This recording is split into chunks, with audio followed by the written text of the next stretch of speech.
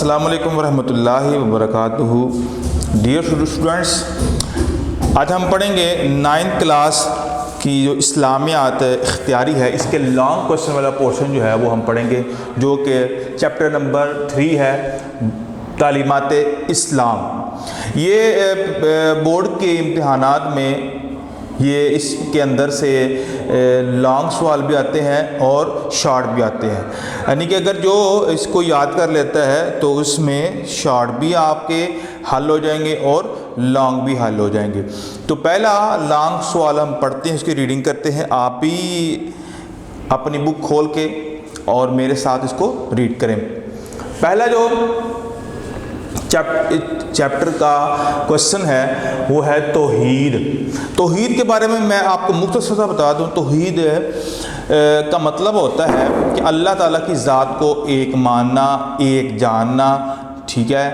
یعنی عبادت کے حوالے سے اگر بات کی جائے تو اللہ تعالیٰ کی ذات ایک ہے، صرف اسی کی عبادت کی جائے گی، کیونکہ وہ ہمارا رب ہے، وہ ہمارا پروردگار ہے، اسی نے سب کچھ پیدا کیا ہے، اس لیے وہی اپنی ذات و صفات اور افعال میں وحدہ لا شریک ہے۔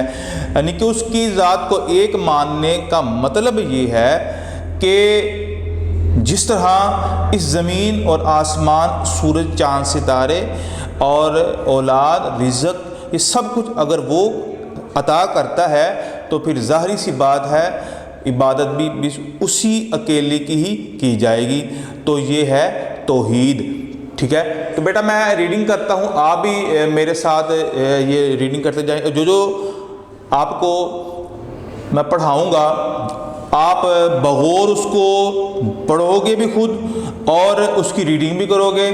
اور یہ کچھ بچے کیا کرتے ہیں، بس متعلقہ جو لانگ کوشچن ہے اس کو یاد کر لیا، باقی چھوڑ دیا۔ بیٹا ایسا نہیں کرنا، آپ نے کم از کم سارا ریڈ ضرور کرنا ہے، تاکہ اس کے اندر سے کچھ جو شارٹ کوشچن ہوتے ہیں وہ بھی سالو ہو جاتے ہیں۔ مثال کے طور پر اگر آپ کو آتا ہے توحید کا لفظی معنی لکھیں یا لغوی معنی لکھیں، وہ یہاں پر موجود ہے۔ اصطلاحی معنی لکھیں، یہاں پر موجود ہے۔ قرآن کریم کے اندر توحید سے متعلقہ آیت کا ترجمہ لکھیں، وہ بھی اس پیج کے اندر موجود ہے، ٹھیک ہے؟ صمد کا مطلب کیا ہے وہ بھی موجود ہے۔ تو یہ چیزیں شارٹ بھی اس میں حل ہو جاتے ہیں۔ تو میں ریڈنگ کرتا ہوں، آپ میرے ساتھ اس کو دیکھیں۔ پہلا کوشچن ہے توحید کا لغوی، اس کو لغوی نہیں پڑھتے، اس کو لغوی پڑھتے ہیں۔ توحید کا لغوی معنی ایک بنانا یا یکتا ثابت کرنا ہے، اور اصطلاحی معنی کے لحاظ سے اس سے مراد اللہ تعالیٰ کی وحدانیت ہے، یعنی اس بات کا اعتقاد رکھنا کہ اللہ تعالیٰ اپنی ذات و صفات اور افعال کے لحاظ سے یکتا اور بے مثال ہے۔ تمام کائنات صرف اسی کی مخلوق ہے، اس کی تدبیر کے مطابق چل رہی ہے۔ کائنات میں اس کے علاوہ اور کوئی خدا نہیں جو اس کے ساتھ ذات کہتے ہیں اللہ تعالیٰ کا جو وجود ہے وہ، اور صفات یعنی کہ اللہ تعالیٰ کی جو خوبیاں ہیں، اور افعال یعنی کہ جو کام اللہ کی ذات کرتے ہیں، مثال کے طور پر بارش برسانا، انسان کو روزی دینا وغیرہ وغیرہ میں شریک ہو، یعنی کہ تو کوئی بھی اللہ تعالیٰ کے علاوہ نہیں ہے جو اس کی ان تین چیزوں کے اندر شریک ہو۔ وہ تمام عیبوں سے پاک ہے اور تمام کمالات اس میں موجود ہیں۔ وہ حی اور قیوم ہے، یعنی وہ ہمیشہ سے ہے اور ہمیشہ رہے گا۔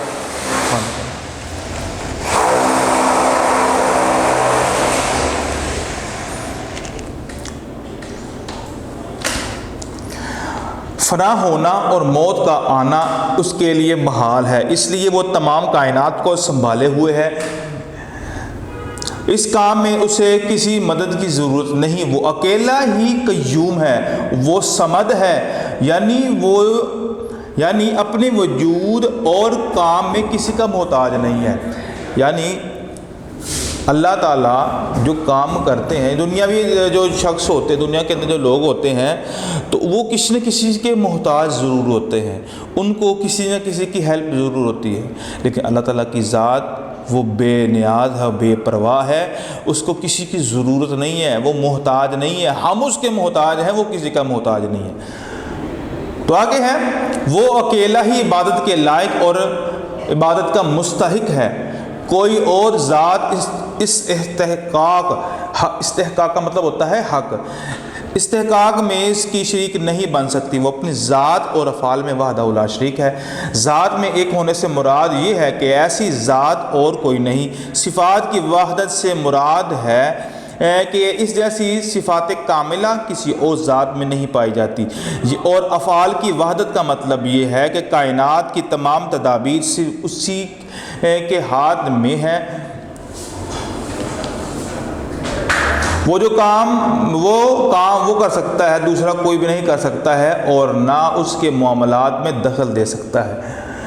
آگے ہے، قرآن کریم نے اس مسئلہ توحید پر بہت زور دیا ہے اور مختلف طریقوں سے توحید کے عقیدے کو راسخ کا مطلب ہوتا ہے مضبوط کرنا، پکا کرنا، تو توحید کے عقیدے کو راسخ کرنے اور ہر قسم کے شرک کو ختم کرنے کی تعلیم دی ہے۔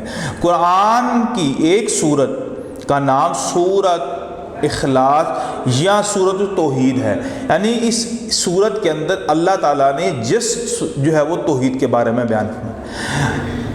تو قرآن کی ایک سورت کا نام سورہ اخلاص یا سورۃ توحید ہے، جس میں وحدانیت باری تعالیٰ کو مکمل طور پر ثابت کیا گیا ہے۔ قرآنی الفاظ ملاحظہ ہوں۔ پہلا لفظ ہے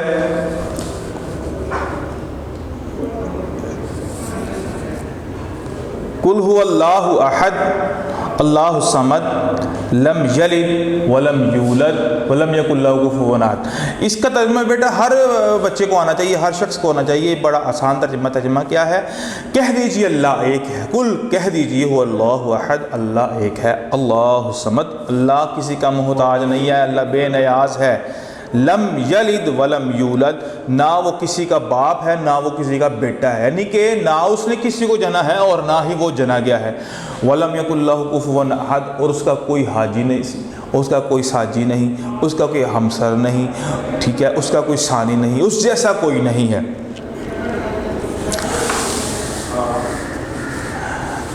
تو پہلی آیت کے اندر، پہلی آیت میں یہ اعلان کیا گیا ہے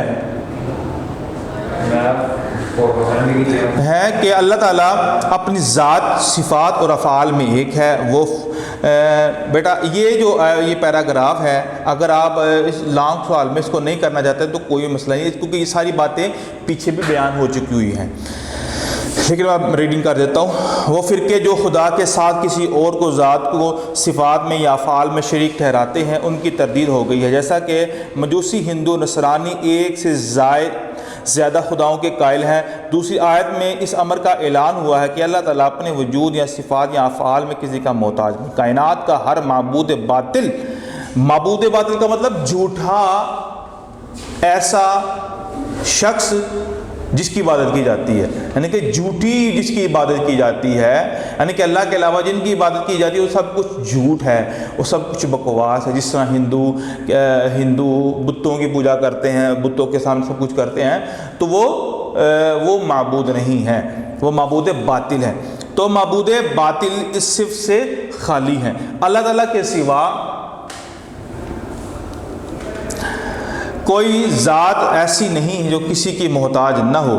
یوں صمد کہہ کر تمام معبودان باطل کا خاتمہ کر دیا۔ تیسری آیت میں اس بات کا اعلان ہوا کہ اللہ تعالیٰ نہ کسی کا باپ ہے نہ کسی کا بیٹا ہے۔ اس اعلان میں یہود و نصارہ کی جو اس قسم کے رشتے اللہ تعالیٰ کے لیے قائم ہوئے، سخت تردید ہو گئی، اس کے عقیدے کا بطلان ثابت ہو گیا۔ آخری آیت میں اس بات کا اعلان ہے کہ اللہ تعالیٰ ہر لحاظ سے بے مثال اور بے نظیر، دنیا میں کوئی بھی کسی لحاظ سے اس کی ہمسری کا دعویٰ نہیں کر سکتا۔ قرآن کریم کی اس مختصر صورت نے ہر قسم کے شرک کی جڑ کاٹ اور عبادت کا استحقاق صرف اللہ تعالیٰ کے لیے ثابت کر دیا۔ عقل کے اندھے اب بھی اللہ کے سوا غیروں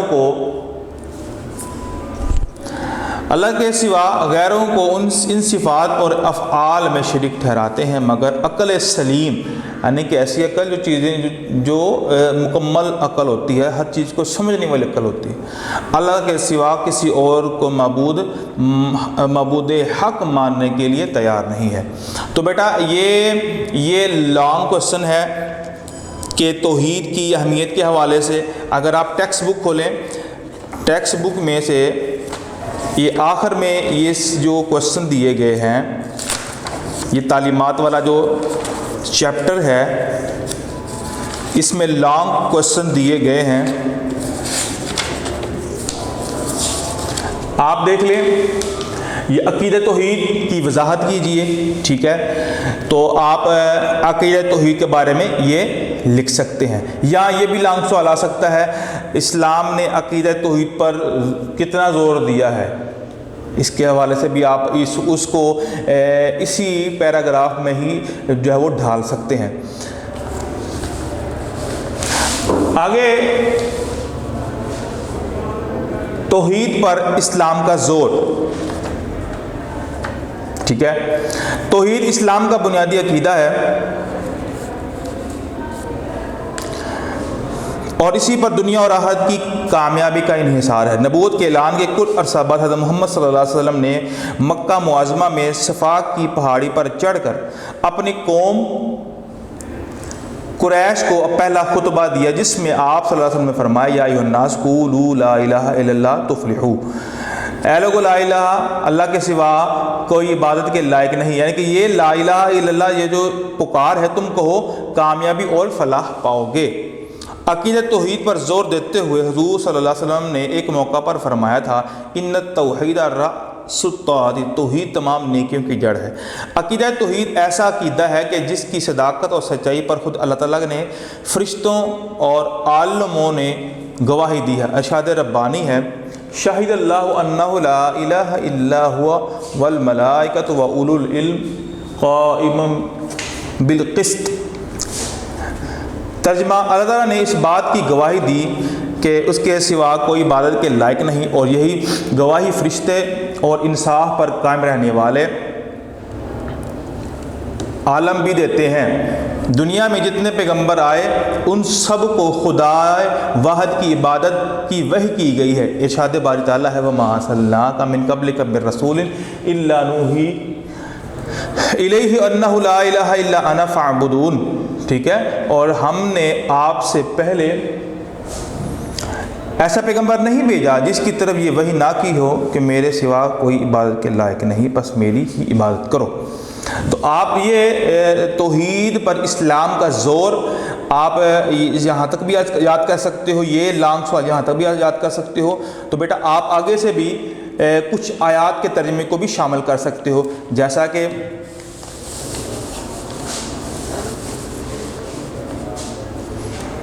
یہ آیت ہے، ان اللہ لا یغفر ان یشرک بہ ویغفر ما دون ذلک لمن یشاء۔ اس کا ترجمہ لکھ دیں آپ کہ بے شک اللہ یہ جرم نہیں بخشے گا کہ اس کے ساتھ کسی کو شریک کیا جائے اس کے علاوہ، اور گناہ جس کے لیے چاہے بخش دے گا، ٹھیک ہے۔ اور اگلی آیت ہے، انما المشرکون نجس، بے شک مشرک پلید ہے۔ آگے ہے، ان الشرک لظلم عظیم، شرک جو ہے وہ بہت بڑا ظلم ہے۔ تو بیٹا آپ نے یہ لانگ جو سوال ہے یہ یہاں تک یاد کرنا ہے، آیات کے ترجموں کو خاص طور پہ یاد کرنا ہے، اور اس کے اندر جو میں نے آپ کو پہلے بتایا تھا جو شارٹ کوسچن بھی آئے جاتے ہیں، تو لہذا آپ نے ریڈنگ میں چھوڑنا نہیں، ریڈنگ مکمل کرنی ہے، اور جو یاد کرنا ہے آپ نے لانگ کوسچن آپ نے یہاں تک جو ہے وہ یاد کرنا ہے۔ آگے کوسچن ہے،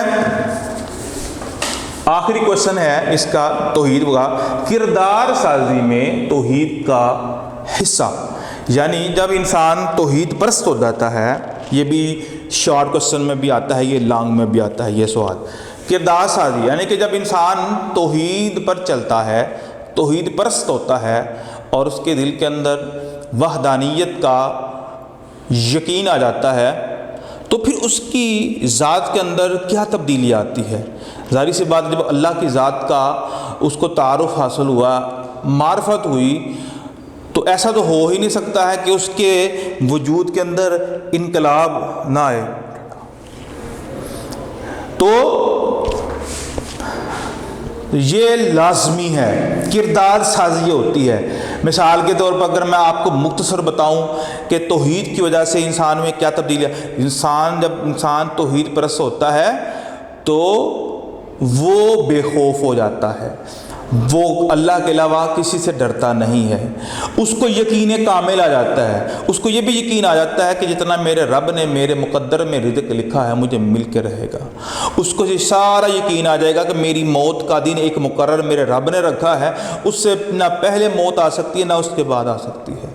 اللہ نے اگر میرے کھاتے کے اندر جتنی اولاد لکھی ہے، ٹھیک ہے، وہ مجھے مل کر رہنی ہے، تو جب مجھے یہ یقین ہے کہ اللہ نے ہی اولاد دینی ہے تو پھر انسان کا یہ عقیدہ مضبوط ہوتا ہے، تو پھر وہ کسی اور کے آستانے پر نہیں جاتا اولاد مانگنے کے لیے، وہ صرف اللہ تعالیٰ سے ہی مانگتا ہے۔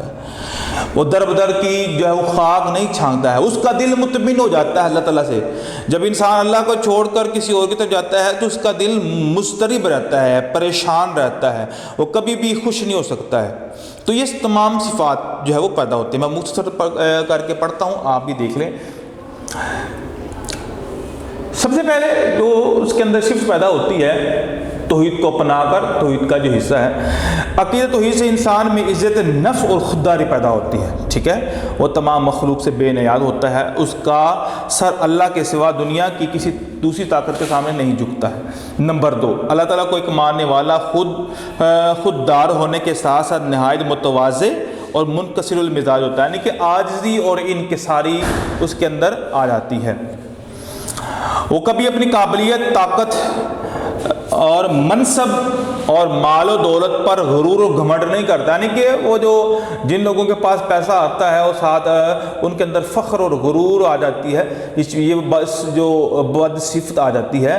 تو جب انسان توحید پرست ہوتا ہے تو اس کے اندر کبھی بھی یہ نہیں، کیونکہ اس کو یہ یقین ہوتا ہے جس رب نے مجھے یہ مال دیا ہے وہ چھین بھی سکتا ہے۔ نمبر 3، عقیدہ توحید سے انسان کا دل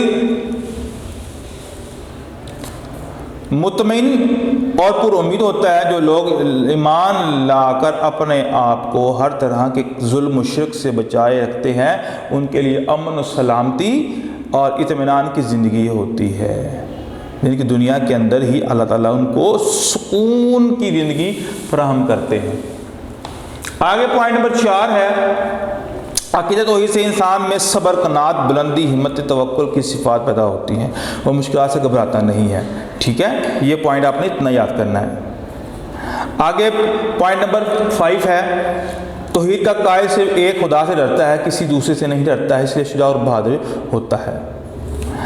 عقیدہ توحید نسل انسانی کے درمیان مساوات اور برابری کا درد دیتا ہے، وہ انسان کو ذات پات اور دیگر معاشرتی اور معاشی اونچ نیچ کے بندھن سے آزاد کرتا ہے۔ اس طرح آپ کو پتہ ہے ہمارے معاشرے کے اندر کوئی خاندان ہے، جی یہ خاندان سب سے اعلیٰ ہے، یہ خاندان گھٹیا ہے، یہ مسلی ہے، یہ فلاں ہے، یہ ڈھمکان ہے۔ تو جب انسان کے اندر توحید کی معرفت آ جاتی ہے تو انسان یہ ذاتی باتی جو نسل کا جو امتیاز ہے، بڑھوتری کا جو امتیاز ہے یہ ختم ہو جاتا ہے، تو وہ کہتا ہے یہ اللہ تعالیٰ کی ذات ہی نے ہی سب کو پیدا کیا ہے، سارے آدم علیہ السلام کی اولاد ہیں اور آدم علیہ السلام مٹی سے پیدا ہوئے ہیں، تو کوئی کسی پر فضیلت نہیں ہے۔ آخری ہے، کلمہ توحید انسان کے دل میں اسلامی اخوت کا جذبہ ابھارتا ہے، تعصب، تنگ نظری اور گروہ بندی کا خاتمہ کر دیتا ہے۔ تو بیٹا یہ لانگ کوشچن جو ہے وہ اتنا ہے، سوال میں آپ کو ریپیٹ کر دیتا ہوں۔ کردار سازی میں انسان کا کردار کس طرح ہو جاتا ہے توحید کو اپنا کر، تو یہ 7 پوائنٹ ہیں، تو بیٹا آپ لوگ 7 پوائنٹ یاد کرنے ہیں۔ کوشچن نمبر 2 ہے، اطاعت رسول صلی اللہ علیہ وسلم اور اس کی اہمیت۔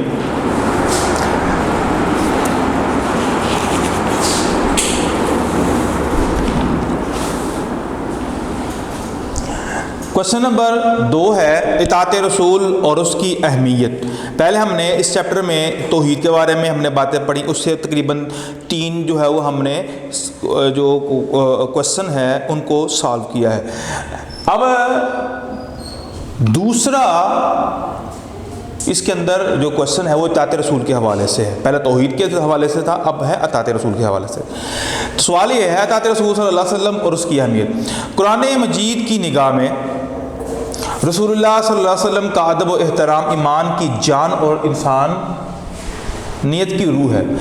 جس طرح عقیدت توحید کے ذریعے اللہ تعالیٰ پر ایمان لانا ضروری ہے، اسی طرح رسول اللہ صلی اللہ علیہ وسلم کی رسالت پر یقین رکھ کر آپ صلی اللہ علیہ وسلم کے احکام کی اطاعت بھی فرض ہے۔ بیٹا یاد رکھ لیں، جس طرح اللہ تعالیٰ کی ذات وحدہ لا شریک ہے عبادت کے اندر، اسی طرح نبی پاک صلی اللہ علیہ وسلم کی بھی جو ذات ہے وہ اطاعت میں وہ اکیلی، یعنی کہ اللہ کے بعد اگر کسی کی اطاعت کی جائے گی تو نبی پاک صلی اللہ علیہ وسلم ہیں۔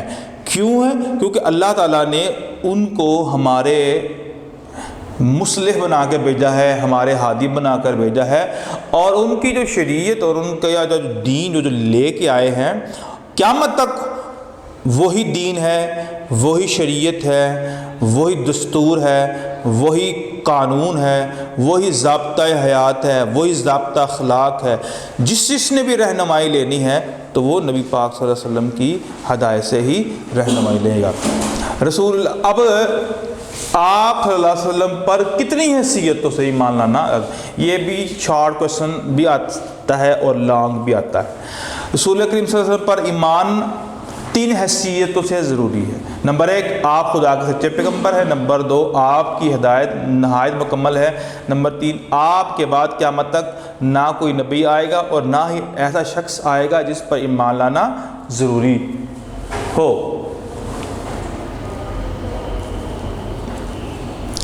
کیونکہ آپ صلی اللہ علیہ وسلم خدا کے آخری پیغمبر ہیں اور صرف آپ کی اطاعت ہی ہر ایک پر فرض ہے، اس لیے کہ آپ صلی اللہ علیہ وسلم کی ذات اللہ تعالیٰ کو پہچاننے اور اس کی مرضی معلوم کرنے کا آخری ذریعہ ہے، اور آپ صلی اللہ علیہ وسلم قیامت تک انسانوں کے لیے اللہ کے واحد پیغمبر ہیں۔ آپ کے بعد کسی نئے نبی کی ضرورت نہیں رہتی ہے، کیونکہ آپ نے جو پیغام قرآن و سنت کی صورت میں چھوڑا ہے وہ ایک تو نہایت محفوظ ہے اور دوسرا وہ نہایت مکمل ہے۔ زندگی کا کوئی شعبہ ایسا نہیں جس کے لیے اس میں رہنمائی موجود نہ ہو۔ تیسرے، آپ صلی اللہ علیہ وسلم کی رسالت کسی خاص قوم یا زمانہ کے لیے نہیں بلکہ تا قیامت آنے والے انسانوں اور قوموں کے لیے ہے۔ چوتھے، آپ صلی اللہ علیہ وسلم کے پیغام کو آپ صلی اللہ علیہ وسلم کے بعد لوگوں تک پہنچانے کے لیے امت مسلمہ کے علماء کی ڈیوٹی لگائی گئی ہے تاکہ قیامت تک سلسلہ جاری رہے اور کوئی یہ نہ کہہ سکے کہ میرے پاس حق پہنچانے والا کوئی نہیں آیا۔ یوں آپ صلی اللہ علیہ وسلم کے بعد نبوت کے جاری رکھنے کی کوئی صورت باقی نہ رہی۔ آپ صلی اللہ علیہ وسلم کو اللہ کی طرف سے جو پیغام کتاب و سنت کی شکل میں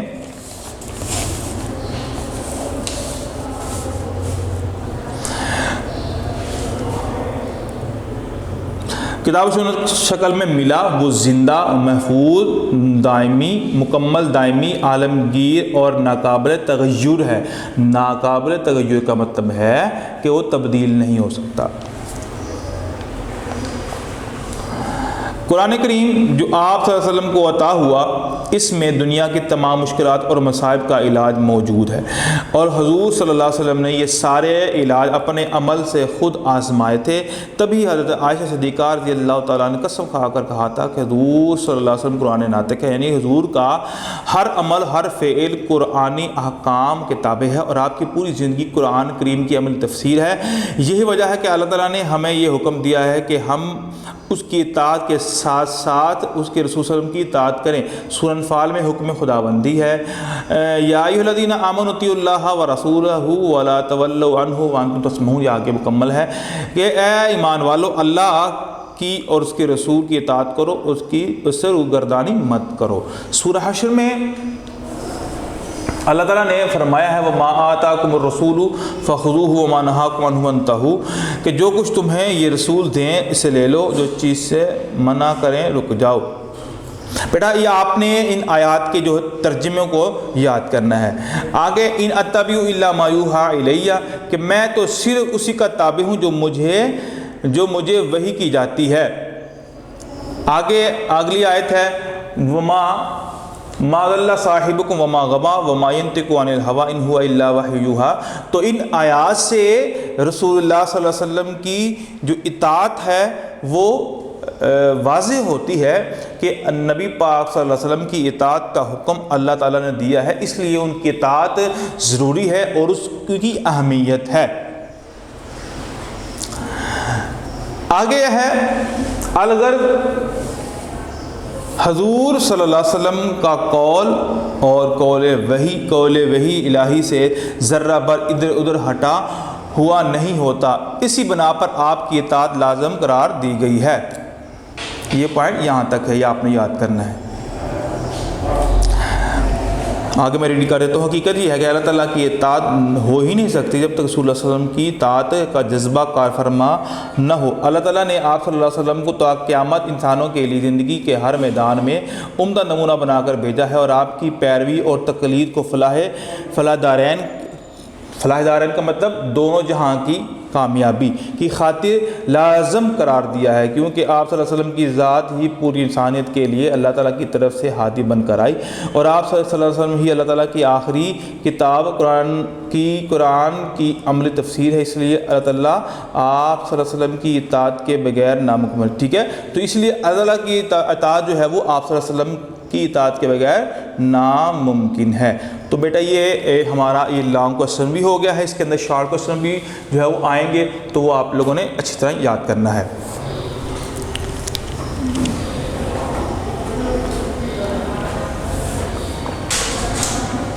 جی بیٹا تیسرا ہے ہمارے پاس طہارت و پاکیزگی۔ پہلا ہم نے توحید والا پڑھا ہے، جو اطاعت والا پڑھا ہے، اور اب تیسرا ہے طہارت و پاکیزگی۔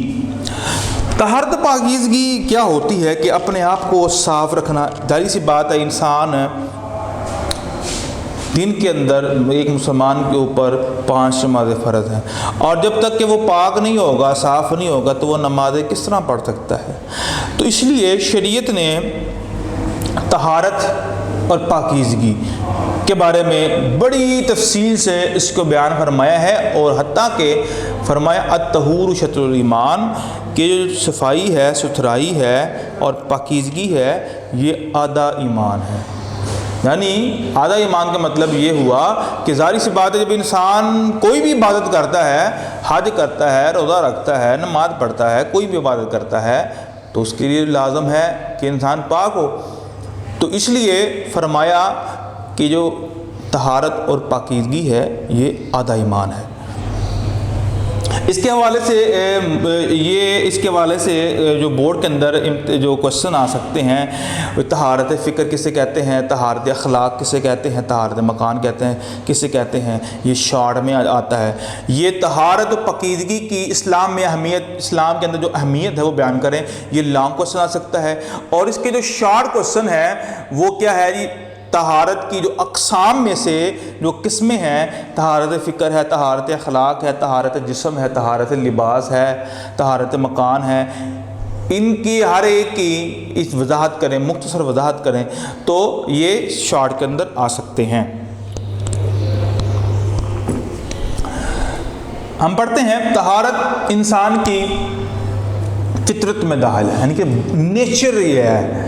کوئی انسان ایسا نہیں ہوگا جو طہارت و پاکیزگی کو پسند نہ کرتا ہو، اور یہ اور بات ہے کہ غلط ماحول کی وجہ سے بعض افراد میں یہ جذبہ فطرتی مدہم پڑ جاتا ہے، اور وہ روحانی پاکیزگی یا جسمانی صفائی وغیرہ کا خیال نہیں رکھتے۔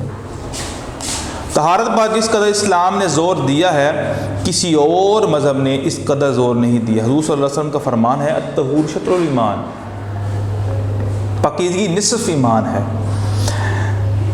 اسلام صرف اللہ تعالیٰ کی عبادت کے وقت جسم، جگہ، لباس کے پاک رکھنے پر زور نہیں دیتا، بلکہ ہماگیر ہر وقت، ہماگیر کا مطلب ہوتا ہے ہر وقت طہارت اسلام کا امتیازی نشان ہے۔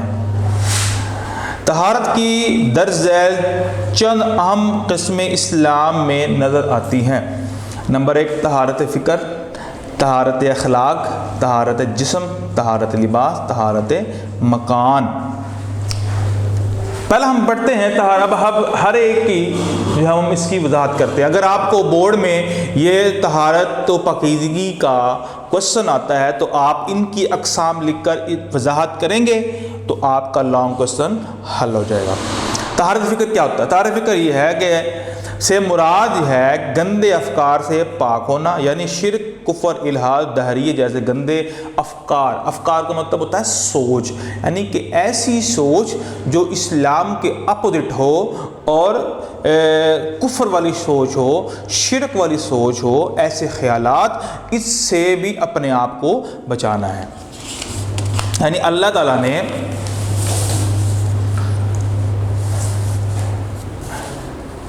تعالیٰ نے اسی فکری نجاست کی وجہ سے مشرکوں کو قرآن عزیز میں نجس فرمایا ہے، فرمایا انما المشرکون نجس، یقیناً مشرک جو ہے وہ ناپاک ہے۔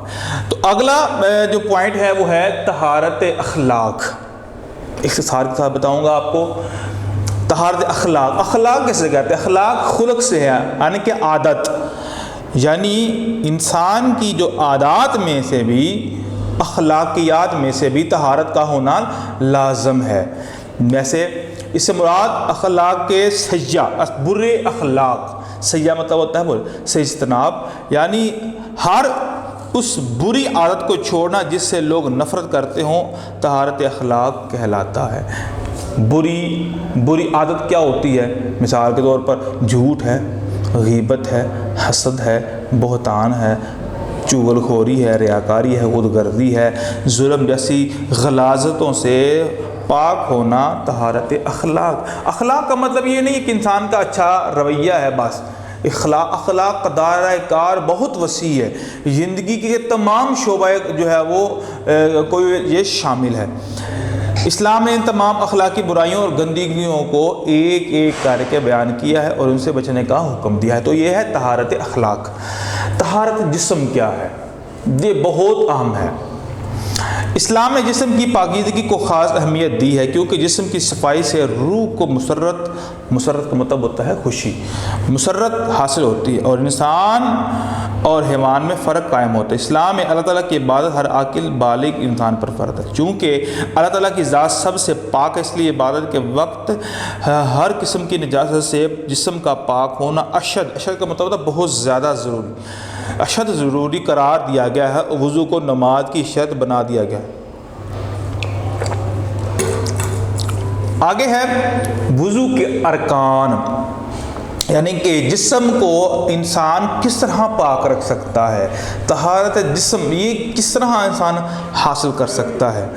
وضو کے ارکان سنن پر اگر نظر ڈالے تو معلوم ہوتا ہے طہارت کا کس قدر بہترین طریقہ اسلام نے رائج کیا ہے۔ وضو سے جہاں جسم کی ظاہری غلاظت دور ہوتی ہے، وہاں روحانی بھی مسرت حاصل ہوتی ہے۔ جن چیزوں سے وضو ٹوٹ جاتا ہے ان پر غور کیا جائے تو وہ اندازہ ہوتا ہے کہ کس قدر چھوٹی سے چھوٹی نجات جس کا ظاہری اثر بھی جسم پر نہ ہو وضو توڑ دیتی ہے، اور ایک مسلمان کو یعنی کہ دوبارہ نئے طریقے سے نماز کی خاطر وضو کرنا پڑتا ہے۔ پھر جب غسل کے مسائل پر نظر ڈالیں تو اسلام کا فلسفہ طہارت اور کھل کر سامنے آتا ہے۔ وہ ہر صورت میں جس میں انسانی روح نفرت اور تنگی محسوس کرتی ہے، اسلام میں غسل کو واجب یا سنت بنا دیتی ہے، اور غسل کے کر کے انسان روحانی فرحت محسوس کرتا ہے، یعنی کہ اندرونی اس کو سکون میسر آتا ہے اور اس کی ذہنی پریشانی اور تنگی ختم ہوتی ہے۔ آگے پانی نہ ملنے کی صورت میں وضو اور غسل کی جگہ تیمم کو رکھا گیا ہے، تاکہ پانی کی جگہ مٹی سے ایک گونا طہارت حاصل کر کے اطمینان حاصل کی جائے۔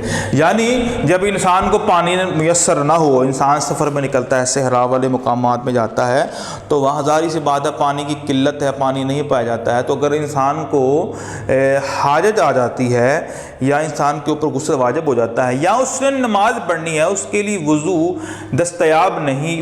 کے لیے پانی دستیاب نہیں ہے، تو وہ مٹی سے تیمم کر سکتا ہے۔ تیمم کیا ہوتا ہے کہ آپ مٹی میں اپنا ہاتھ رکھ کر اپنے ایک دفعہ اپنے چہرے پہ ملیں گے، پھر بایاں ہاتھ دائیں ہاتھ کے اوپر پھیریں گے، دائیں ہاتھ کے اوپر والے حصے پر، ایک سیدھا ہوتا ہے اور ایک بیک سائڈ کے اوپر ہوتا ہے، آپ نے بیک سائڈ پہ پھیرنا ہے، بائیں ہاتھ کو دائیں ہاتھ کے اوپر پھیرنا ہے اور پھر دائیں ہاتھ کے ساتھ بائیں ہاتھ کی اوپر والی جگہ پر اس کو پھیرنا ہے، تو اس سے ہمارا تیمم ہو جائے گا، اور تیمم سے انسان نماز بھی پڑھ سکتا ہے اور باقی جتنے بھی عبادات والے معاملات ہوتے ہیں اس کو ادا کر سکتا ہے۔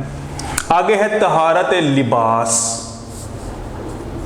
یہ بھی انتہائی اہم ہے کہ یعنی لباس جو ہے وہ ہر قسم کی غلاظت سے پاک ہونا، نماز کی صورت میں جس طہارت کو مد نظر رکھا جاتا ہے وہ صفائی سے بھی بلند پاکیزگی ہے۔ اللہ تعالیٰ کا ارشاد ہے وَثِيَابَكَ فَطَهِّرْ، اور اپنے کپڑے پاک رکھیے۔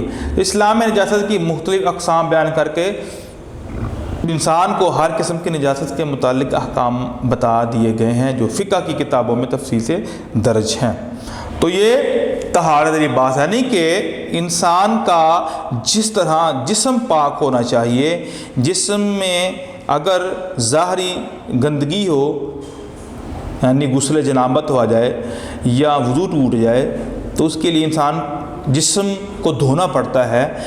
بعین ہی انسان کا جو لباس ہے، وہ جو کپڑا جو انسان پہنتا ہے اس کا بھی پاک ہونا لازم۔ گندے کپڑے پہن کر انسان اگر اللہ کی عبادت کرتا ہے تو وہ اس کو شیوا نہیں دیتی ہے، کیونکہ اللہ پاک پسند کرتا ہے کہ اس کی جو مخلوق صاف ستھرے کپڑے پہن کر جس طرح وہ لوگوں کے سامنے جانا پسند کرتے ہیں، اسی طرح ہی اللہ بھی پسند کرتے ہیں کہ میرا بندہ خوبصورت اور صاف ستھرے کپڑے پہن کر میری عبادت کے لیے آئے۔ ٹھیک ہے، آگے ہے نماز ادا کرتے وقت جہاں جسم کا پاک ہونا وہاں یعنی وضو کو ہونا ضروری ہے، وہاں لباس کا پاک ہونا بھی اسی طرح شرط ہے۔ نماز کے علاوہ بھی لباس کی صفائی اور پاکیزگی پر زور دیا گیا ہے۔ حضور صلی اللہ علیہ وسلم کا فرمان ہے النظافۃ من الایمان، کہ جو صفائی ستھرائی لباس کی ہے یہ بھی ایمان کا حصہ ہے۔ تو طہارت اور پاکیزگی جو ہے، صفائی اور ستھرائی جس طرح جسم کے لیے لازم ہے اسی طرح کپڑوں کے لیے بھی لازم ہے۔ اور اگلا جو پوائنٹ ہے، پوائنٹ نمبر 5 ہے اور یہ آخری پوائنٹ ہے طہارت مکان۔ مکان ہم سمجھتے ہیں جیسے ایسی جگہ جہاں پر ہم رہتے ہیں، جاتے ہیں، آتے ہیں، اور یعنی ہمارا گھر بھی ہو سکتا ہے، یا وہ جگہیں جہاں پر انسان نماز ادا کرتا ہے، جہاں پر رہتا ہے، تو ان جگہوں کا بھی پاک ہونا لازم ہے۔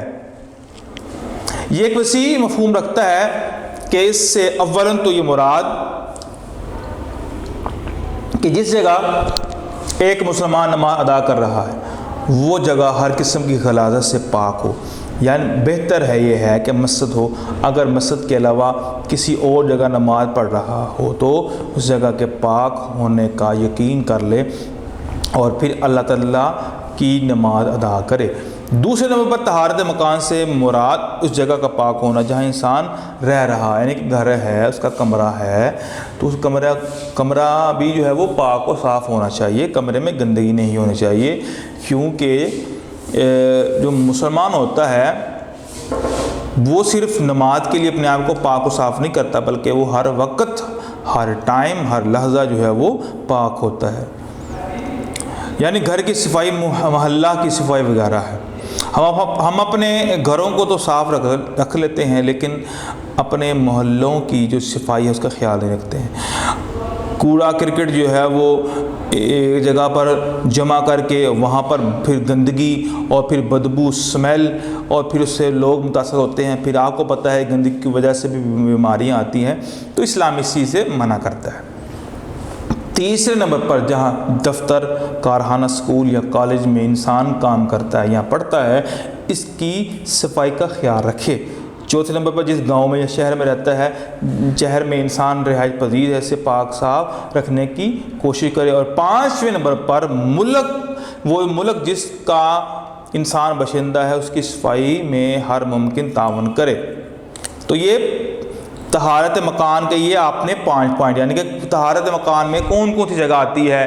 ایک تو جہاں پر انسان نماز ادا کرتا ہے، ایک تو وہ جگہ جہاں پر انسان رہتا ہے یا انسان پڑھنے کے لیے آتا ہے یا انسان کام کرتا ہے یا اپنے محلے ہیں، یا پورے ملک کی بات کی جائے تو تمام جو جگہیں ہیں ان کا پاک صاف ستھرا اور خوبصورت ہونا لازم ہے۔ ان اللہ جمیل یحب الجمال، اللہ خوبصورت ہیں اور خوبصورتی کو پسند کرتے ہیں۔ تو بیٹا یہ شارٹ میں بھی آتا ہے، یہ میں بار بار بتا رہا ہوں، یہ شارٹ میں بھی آتے ہیں، یہ لانگ میں بھی آتے ہیں۔ آپ نے بھرپور طریقے سے ان کی ریڈنگ بھی کرنی ہے، ان کو یاد کرنا ہے۔ جتنے میں نے نشان لگائے ہیں آپ نے یہ لانگ کوسچن بھی یاد کرنے ہیں اور شارٹ بھی اسی کے اندر یاد کرنے ہیں۔ ویڈیو پسند آئی تو لائک کریں، اپنی رائے کمنٹ کریں۔ ایسے ہی مزید ویڈیوز کے لیے ہمارا چینل سبسکرائب کریں اور بیل کا آئیکن دبائیں تاکہ آپ کو ہر ویڈیو کا نوٹیفیکیشن ملتا رہے۔